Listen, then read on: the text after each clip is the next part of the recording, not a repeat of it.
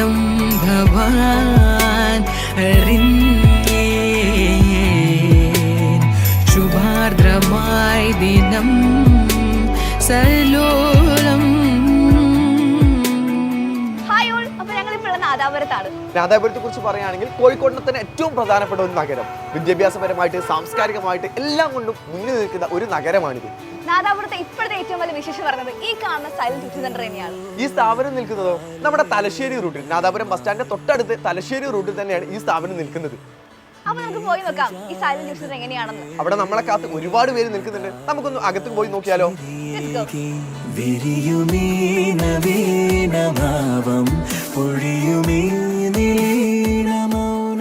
Tuition centre ഇപ്പോൾ ഒരുപാടുണ്ടല്ലോ, പക്ഷെ എന്തുകൊണ്ടാണ് സൈലം ട്യൂഷൻ സെന്റർ ഇത്ര പ്രത്യേകത ഉണ്ടെന്ന് പറയുന്നത്?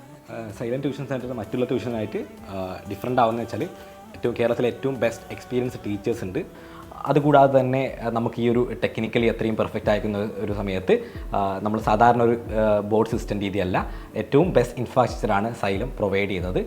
അതുകൂടാതെ തന്നെ നമുക്ക് മന്ത്ലി ടെസ്റ്റുകൾ, കൃത്യമായിട്ട് അസസ്മെൻറ്റ് ടെസ്റ്റുകൾ ഒരു കുട്ടിയെ വിലയിരുത്താൻ വളരെ ഇമ്പോർട്ടൻ്റ് ആണ്. അത് എല്ലാ മാസങ്ങളിലും കൃത്യമായ ഇടവേളകളിലും മോഡൽ എക്സാംസ് ഒക്കെ നടത്താറുണ്ട്.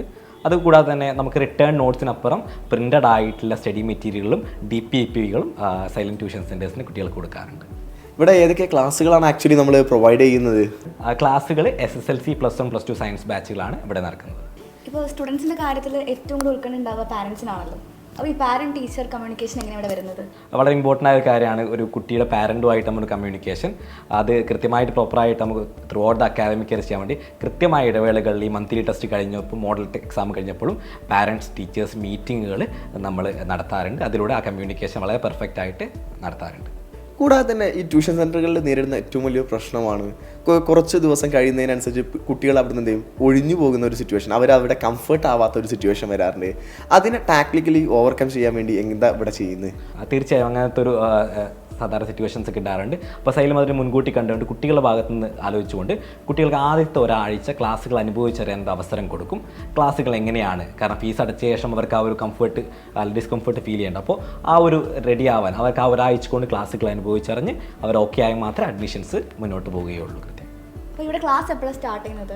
വെക്കേഷൻ ക്ലാസ്സുകൾ നമുക്കിപ്പോൾ സ്റ്റാർട്ട് ചെയ്യുന്നത് എല്ലാ ബാച്ചിനും ഏപ്രിൽ 3-ാം തീയതി മുതൽ നമ്മൾ വെക്കേഷൻ 2024-25 അധ്യയന വർഷം ക്ലാസ്സുകൾ സ്റ്റാർട്ട് ചെയ്യാം.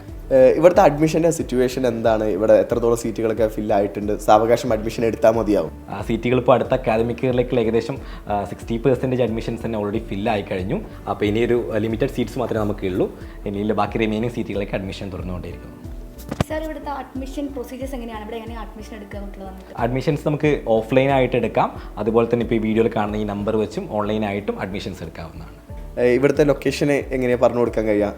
നാദാപുരം ടൗണിൽ തന്നെയാണ് സെൻറ്റർ വരുന്നത്. നാദാപുരം ബസ് സ്റ്റാൻഡിൽ നിന്ന് തലശ്ശേരി റോഡിലോട്ട് വരുമ്പോൾ ലെഫ്റ്റ് സൈഡിലാണ് നമ്മുടെ സൈലന്റ് ട്യൂഷൻ സെൻറ്റർ വരുന്നത്.